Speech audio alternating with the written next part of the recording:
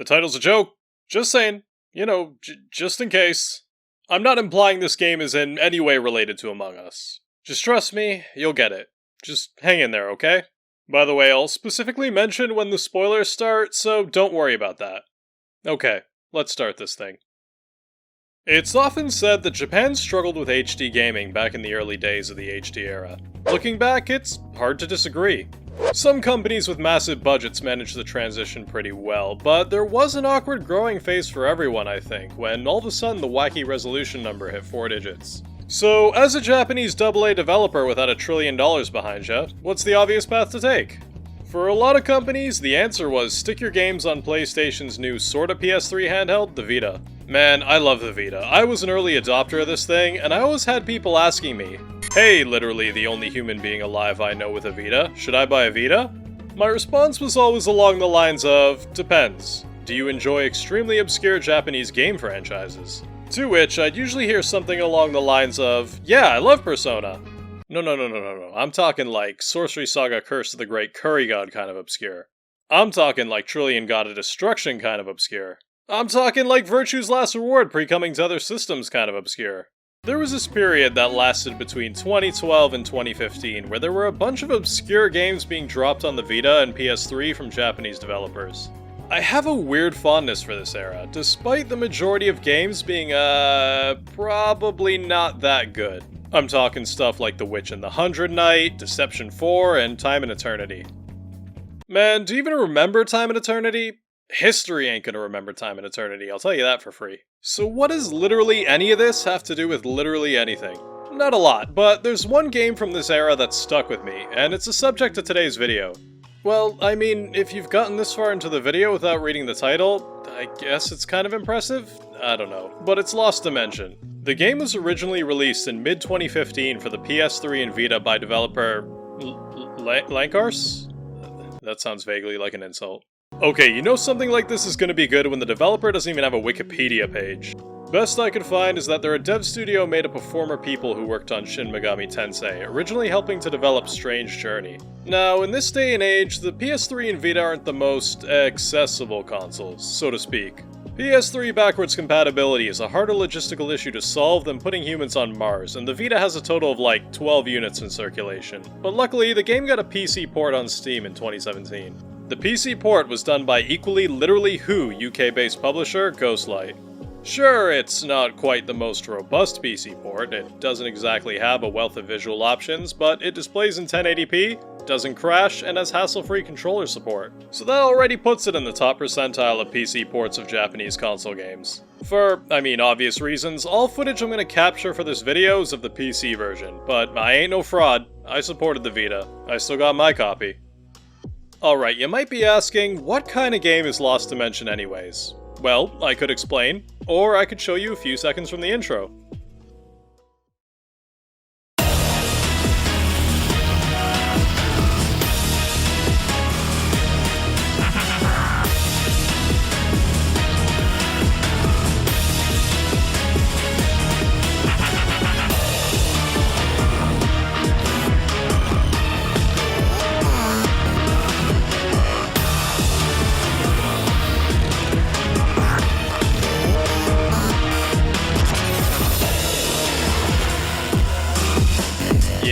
Yeah, that's some real early 2010s anime shit. Fun fact, this actually wasn't the original intro in the game. In the scant 2 years it took to port this game to Steam, they lost the rights to the OGOP.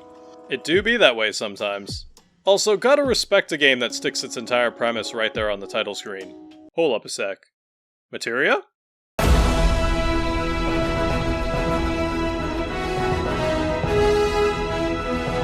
You might be thinking that the tagline doesn't make a lot of sense, which, yeah, no, it kinda don't, so let's start at the beginning. You press that new game button and your character wakes up in the middle of a battlefield with no memories. All of a sudden, some people you just met tell you to whip out the 9 and help blast these enemies that look like they're straight out of the Tron world from Kingdom Hearts. Whatever you say, guy, I don't know. You get thrown into the first battle, where you learn the basics, then you move on to the main part of the game.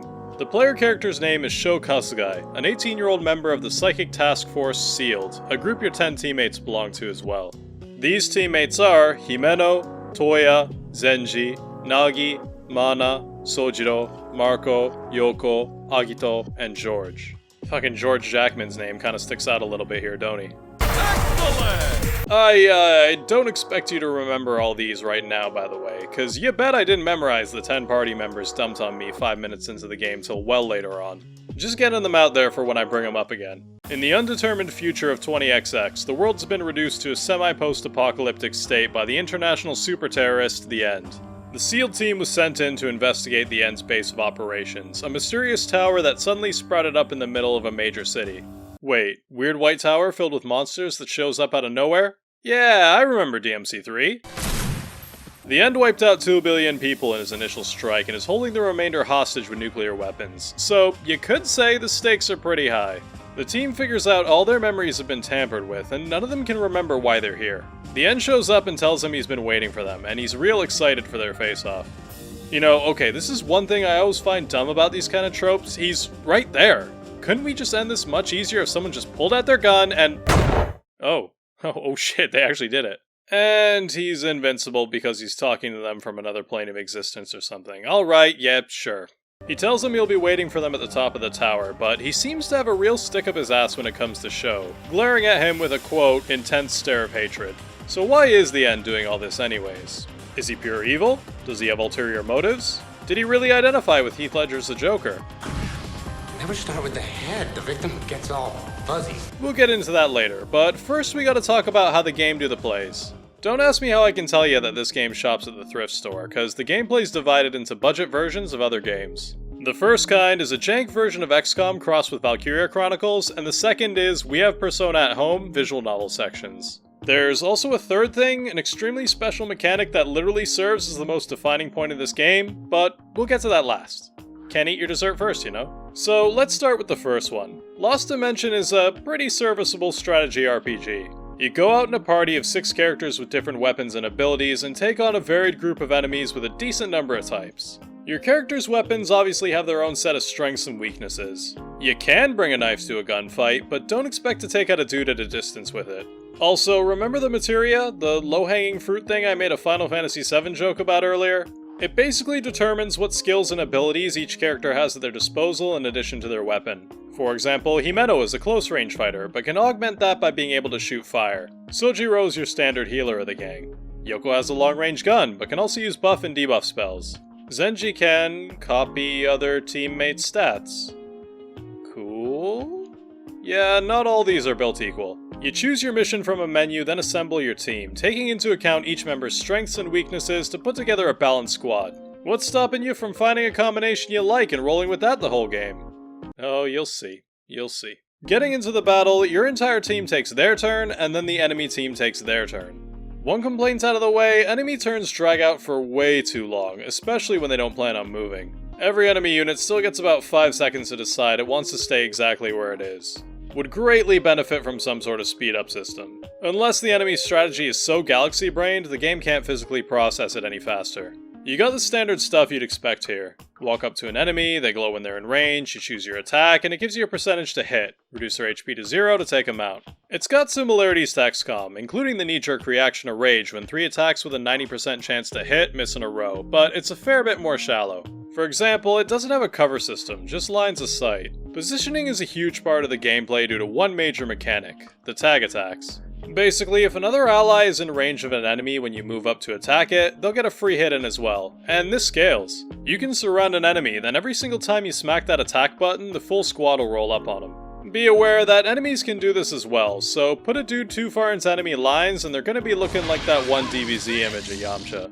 Early in the game, Zenji has a throwaway line where he says he'll only do assist attacks for people he likes, and the game says character affinity has something to do with it, but there wasn't a single time in my playthrough where a character didn't do an attack they were eligible for, so your mileage may vary. You and your enemies will also do a counterattack if you're in range, so keep that in mind as well. Aside from that, there are 2 more resources for you to manage. You got your MP gauge, which governs how much you can use your abilities, as well as a sanity gauge.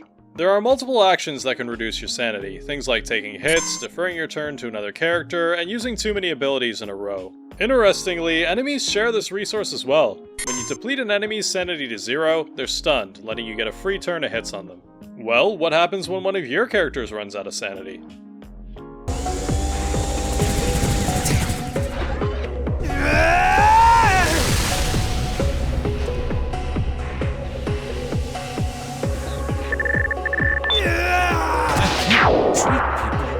shit. Going berserk refills your character's health to the max, but they also start immediately firing at everything around them, friend or foe, so probably best to avoid it. The missions are fine. There's one or two difficulty spikes near the end where the game basically tells you to go back and grind, but overall I've got no major complaints.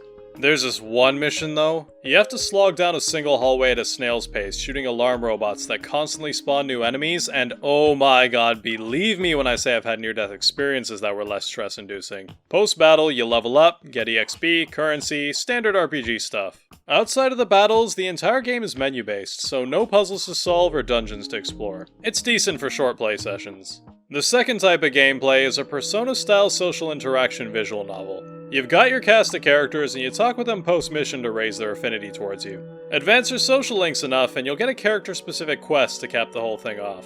Great, stuff like this really hinges on the characters being well written, but these ones are, right? Right? That makes 11 of us in total. That's great. We can play soccer with that many people. That's supposed to be a joke? Look, I can't front, but, nah. They're not paper thin, but they're like slightly damaged cardboard thin.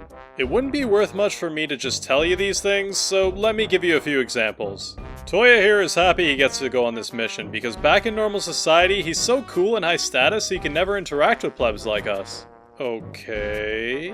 Agito won't stop mentioning how he wants to be the End's homie every 5 minutes. Yoko, who has telepathic powers, wishes she could get rid of them so she can be a singer. Why does having powers stop her from being a singer? I hope you're not waiting for an answer. I'm asking you, cause I legitimately don't fucking know! There's something about because she can empathize with telepathy she can't through music, but that doesn't make any sense! Mana likes cute things, and only cute things. She doesn't like herself because she doesn't think she's cute. The conclusion of her character arc is Sho calls her cute and she's like, wow, great, I like myself now!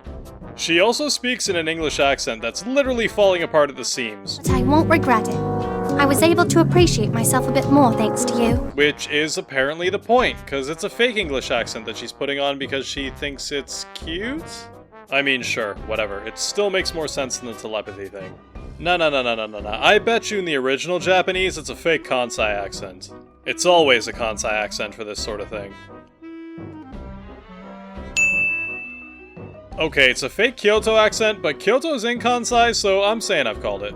Himeno, I've known you for like 5 minutes. I can't imagine a context where I would want to know that. It's not all bad, but I can feel my brain cells dying. Presentation-wise, this game is alright. For a budget JRPG from the PS3 generation, the 2D character art looks pretty good. It's well animated, and that's really all you can ask for. The character designs are okay, even if the characters are, that. The 3D models, though? You good? Looking a bit, not good there.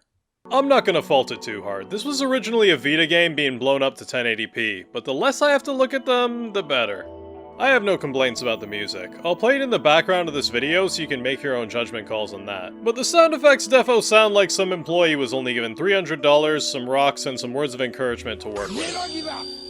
Stock sound effects when you fire the guns is one thing, but listen to the noise it makes when I walk over a stream of water. Your Honor, I have never heard this sound in my life.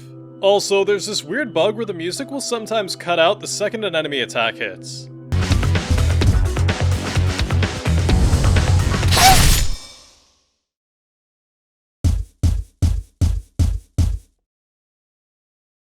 The first time this happened, I almost shat a brick. I mean, I thought it was some super secret critical hit that would one-shot my character if it made the OST stop dead in its tracks. But nah, it just broke. Okay, so you might be thinking, what's the point of all this? This game just sounds like some substandard strategy RPG. Everything I've said about it so far has been mid to downright bad. Why not just let it be forgotten by the annals of gaming history? Well, I really like this game, and it's because of one really cool mechanic that made me want to make this video in the first place. Also, this is the part where I explain the low-effort joke in the title. No, there's a traitor among us. Among us. Among you. Among us. Among us. Among us. Among us. So there's a traitor among us. 5, in fact. Notice how up until now, I didn't talk about the main character Sho's Materia ability yet. Initially, it doesn't seem like he has one. That is, until you get to the latter part of the first level of the tower. It's then Sho realizes his power is the ability to see people's inner thoughts, something he can use to suss out the traitor in your ranks. Here's how it works. In each level of the tower, for a total of 4, one new traitor is introduced to your ranks, and you've got to figure out who it is. If you don't, they'll defect from your team and turn against you for the final battle, making it exponentially harder. The game does a really poor job of explaining all this, by the way. I had to look at some supplemental materials online, but it's pretty easy once you get it. Each floor comes with 3 suspects in your party, with the traitor being one of the 3. When you bring members of your party into battle, at the end you can hear all their inner thoughts. If there's a suspect in your party, there'll be a red distorted voice line among them. One thing you gotta realize quickly is the character on the screen isn't the one currently speaking, so don't think you could just match the line to the character to get your suspect. This incentivizes you to bring a wide variety of team compositions on missions, so you can get enough information for the next part of the investigation process. In this tab, you can see your team comp history as well as the number of suspects that were on each mission. It's kinda like that board game Mastermind. You look at your team comps and the number of suspects, and process of elimination narrow down who the suspects are likely to be. Every mission with a suspect conveniently had Zenji on it? Looking pretty sus to me, man. You can double check and confirm this by bringing only team members you think are safe on a mission, and if everyone checks out clean, you might be onto something. Once you're reasonably sure of who your suspects are, you can spend an extremely limited resource called Vision Points to do a deep dive into their mind and see if they're the traitor. If they aren't, no harm no foul, but you only get a limited number of vision points in one playthrough, so you can't just be spending that shit on everyone who looks at you the wrong way. If you're right, you'll see a short scene play out that confirms their guilt. Dude, you showed me who the traitor is! That's a spoiler! But here's the best part. No, it isn't. You don't know who the traitor is. It's random, and it's different for everybody. There isn't some guide you can follow to know who the traitor is every time. This is such a strong feature in my opinion. You gotta work this stuff out yourself.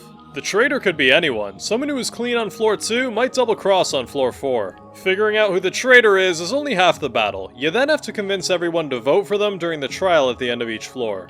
Despite everybody having superpowers, no one just takes Sho's word for it that he can dive into people's mind and determine their guilt. You gotta lay the groundwork. You can do stuff like have the traitor underperform in battle to reduce people's trust in them. You can see which innocent character your other teammates think is suspicious and put extra effort into their battle performance. Sometimes, characters will ask you who you think the traitor is, and you can direct their attention towards the suspect. This incentivizes you to make riskier decisions to find the traitor quickly, giving you more time to convince the squad of their guilt, but the system is by no means perfect. There was a point where I knew who the traitor was. We all did. We all planned to vote for them. But still, like clockwork, my teammates would ask who I thought it was, and I'd have to remind them we all decided who to group ostracize ages ago. You vote them off the island and they get eliminated, but you know that just means someone else will take their place as a traitor on the next floor. Yeah, kinda started to sound uncannily similar to that really popular 2020 game about the Bean Men in space, isn't it? Your strategy of detecting traitors has to change as your party begins to thin out. Sure, on floor 1 you can double confirm by trying to bring in a team with no suspects on a mission, but you can't do that if you need to make a party of 6 out of 8 total characters and 3 of them are suspicious. It's this weird trope reversal where in most RPGs you spend the game building up a larger party of characters, while in Lost Dimension, you're slowly breaking that party down. It's real fucking cool. This influences everything else in the game. When you talk to characters after missions, the first 2 you choose will level up their social links. Knowing full well one of them might be the traitor, the game makes you prioritize 2 characters to get close to, putting pressure on the player that they could put their trust in the wrong person. Let me remind you that you can't use the guide to find out if you're making the right choice. Even knowing that isn't an option that exists really puts weight behind this seemingly minor choice. Sure, it's not a monumental L if you decide to become homies with the kind of people who talk to their gun in a Wendy's bathroom at 4 AM, but it's a good use of the idea. Thankfully though, every character gets EXP after a mission, so you can't accidentally level up only your traitors. Eventually you get into the flow of this process, and you get pretty good at it. By floor 4 you're in the DMs of every party member at the slightest inclination that they might drag you out in the group chat. Okay, here's your warning, spoilers start here. Script Me is gonna tell Editing Me to put a timestamp you can skip to if you don't want to know what happens. If this is your stop, see you there. I'm gonna touch briefly on the ending. Briefly cause, in case you haven't noticed, the story ain't one of the reasons I'm telling people to play this game. In the last elimination sequence, suddenly out of nowhere you're told that there were 2 traitors on this floor, and you have to get rid of a second person. This really threw me through a loop. Until this point, I'd used deduction and big brain intelligence on par with people who play competitive Animal Crossing, but now, the best I could do is make a guess. Sure, I knew who my suspects were, but I had no way to know for sure which the traitor was. This might sound like randomness, which equals bad, but honestly, it's a level of unpredictability in a process that had become predictable. This is the only thing I really think is worth not knowing before you play the game. Anyways, you get to the end, who reveals that he hates Sho and wanted to see him suffer, before also revealing that Sho's actions today will cause the death of millions more people. Being lucky, I managed to only eliminate traitors, but if I had any, this is where they would jump ship. You beat the end, and it looks like the world is saved, but you still have a lot of questions on your mind. Why does the end have such a hate boner for Sho? Why did he say your actions would cause millions more deaths? Why did it only take me 12 hours to beat this game? Sho sees an image in his mind of a meteor impacting the Earth, and that's when you realize you've been given a non-ending ending. The game then shows its hand. You see, when you complete a character's social link, and sorry I keep calling it that, it's just the easiest word to describe it, you earn their loyalty. To get the true ending, you have to earn every character's loyalty through multiple playthroughs. Here's the thing, the characters have to make it to floor 4 in order to do their final loyalty mission. A point in the game where you've already eliminated multiple traitors. So, in a game where the identity of the traitors are random, you have to carry every single character to floor 4 across multiple playthroughs. Great. What's your reward for this feat that could take minimum 2, maximum who knows number of playthroughs? You find out that the world was about to be destroyed by said meteor you saw before, so scientists put the Fate Materia into 12 children to go to create a new dimension where humanity could avoid the L. But similarly to the bad endings of Chrono Trigger, the future refused to change. That's because 6 of the children had Materia of Change, and 6 had Materia of Constancy, which cancelled each other out. Having protagonist privilege, Sho had to use his mind powers to figure out who had which and leave the 6 with Constancy behind in the old world, bringing those with Change with him.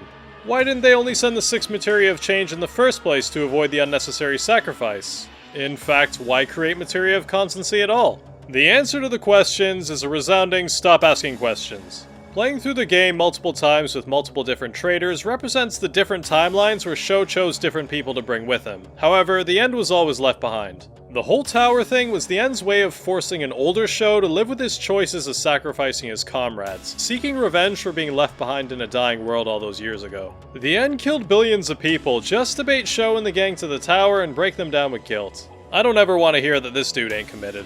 Beating the game on New Game Plus when you have loyalty for every character has the end forgiving Sho, as he was just a child when he was forced to make the choice, and the world is saved for real. And that's it, the game's totally done. Obviously me telling it this way isn't the best way to experience it, but it's not exactly the most, put together plot out there. The spoilers are over, welcome back. Or, if you skip through the video straight to this part, hello. It's here I present to you the bottom line. The gameplay is decent, the characters, not great, the story, passable. By all rights, this is a middling game that's been swept to the wayside through the passage of time. However, it is also a game with an extremely interesting, unique mechanic, a single idea that made me think it was worth making an entire video on. The question I present you with now, one I want you to think about for yourself as you go about your life, is does a single key mechanic have the ability to make or break an otherwise unremarkable game? Not just this one, I mean in general. Does the traitor system have enough of a positive effect to carry the rest of the experience? I can't answer that question for you, but what I can say is that without it, I definitely would not have made this video. If you have a strong opinion on the subject, or know any other games with a similar situation to this one, let me know in the comments. If you're interested in Lost Dimension, like I said, you can grab it on the Vita for that handheld experience, or it's easily available through Steam. It frequently goes on sale for like $6, so it might be worth waiting if you don't want to pay the full price. Anyways, that's it for today. Thanks for watching some video made by some guy about some obscure Vita game. Till next time.